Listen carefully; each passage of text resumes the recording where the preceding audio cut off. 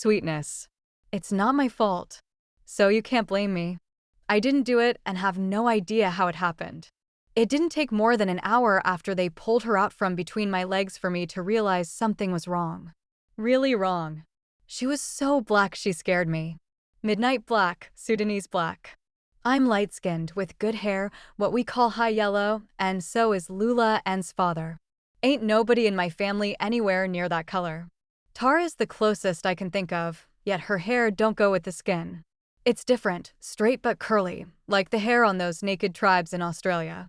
You might think she's a throwback, but a throwback to what? You should have seen my grandmother. She passed for white, married a white man, and never said another word to any one of her children. Any letter she got from my mother or my aunts she sent right back unopened. Finally, they got the message of no message and let her be. Almost all mulatto types and quadroons did that back in the day, if they had the right kind of hair, that is. Can you imagine how many white folks have Negro blood hiding in their veins? Guess. 20%, I heard. My own mother, Lula May, could have passed easy, but she chose not to. She told me the price she paid for that decision. When she and my father went to the courthouse to get married, there were 2 Bibles, and they had to put their hands on the one reserved for Negroes. The other one was for white people's hands. The Bible. Can you beat it? My mother was a housekeeper for a rich white couple. They ate every meal she cooked and insisted she scrub their backs while they sat in the tub, and God knows what other intimate things they made her do, but no touching of the same Bible. Some of you probably think it's a bad thing to group ourselves according to skin color, the lighter the better, in social clubs, neighborhoods, churches, sororities, even colored schools. But how else can we hold on to a little dignity? How else can we avoid being spit on in a drugstore, elbowed at the bus stop, having to walk in the gutter to let whites have the whole sidewalk, being charged a nickel at the grocer's for a paper bag that's free to white shoppers? Let alone all the name-calling. I heard about all of that and much, much more. But because of my mother's skin color, she wasn't stopped from trying on hats or using the ladies' room in the department stores. And my father could try on shoes in the front part of the shoe store, not in a back room. Neither one of them would let themselves drink from a colored-only fountain, even if they were dying of thirst. I hate to say it, but from the very beginning in the maternity ward the baby, Lula, embarrassed me. Her birth skin was pale like all babies, even African ones, but it changed fast. I thought I was going crazy when she turned blue-black right before my eyes. I know I went crazy for a minute because just for a few seconds, I held a blanket over her face and pressed. But I couldn't do that, no matter how much I wished she hadn't been born with that terrible color. I even thought of giving her away to an orphanage someplace. But I was scared to be one of those mothers who leave their babies on church steps. Recently, I heard about a couple in Germany, white as snow, who had a dark-skinned baby nobody could explain. Twins, I believe, one white, one colored. But I don't know if it's true. All I know is that, for me, nursing her was like having a pickaninny sucking my teat. I went a bottle feeding soon as I got home.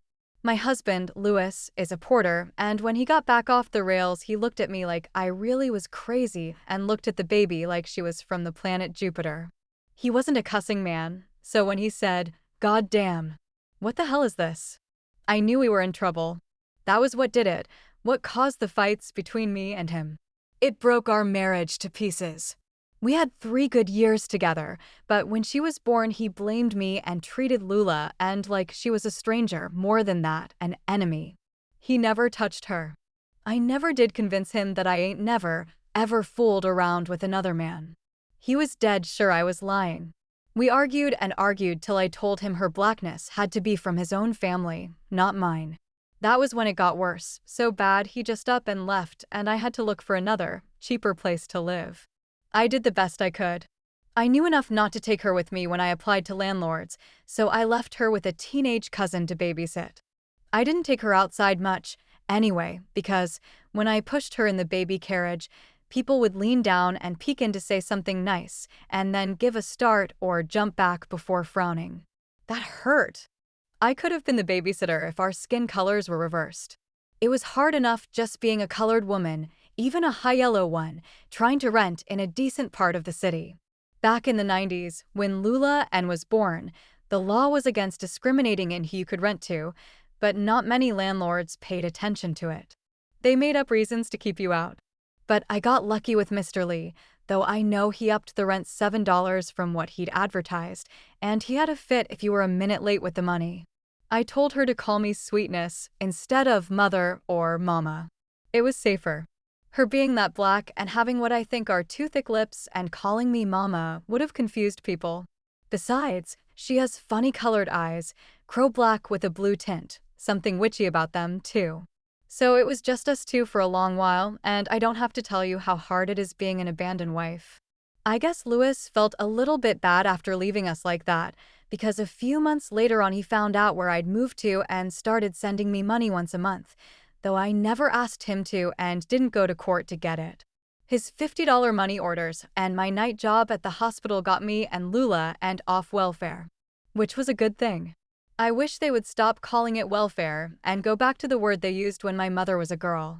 Then it was called relief. Sounds much better, like it's just a short-term breather while you get yourself together. Besides, those welfare clerks are mean as spit.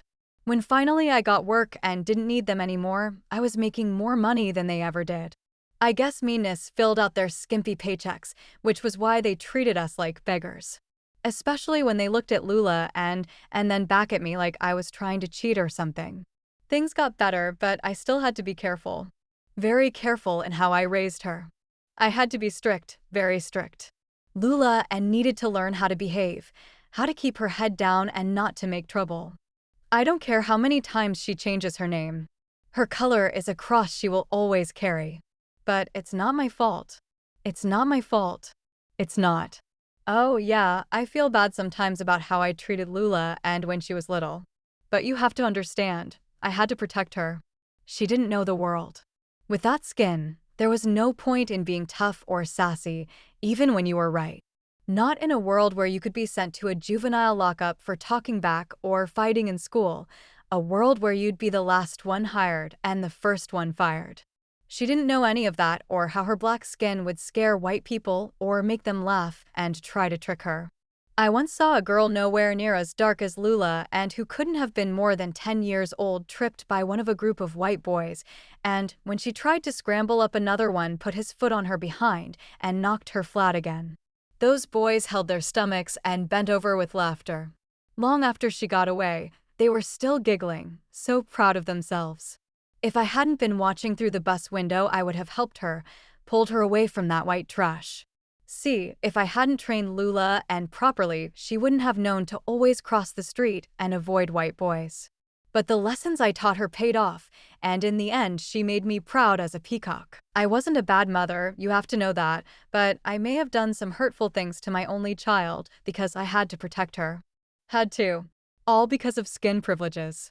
At first, I couldn't see past all that black to know who she was and just plain love her. But I do. I really do. I think she understands now. I think so.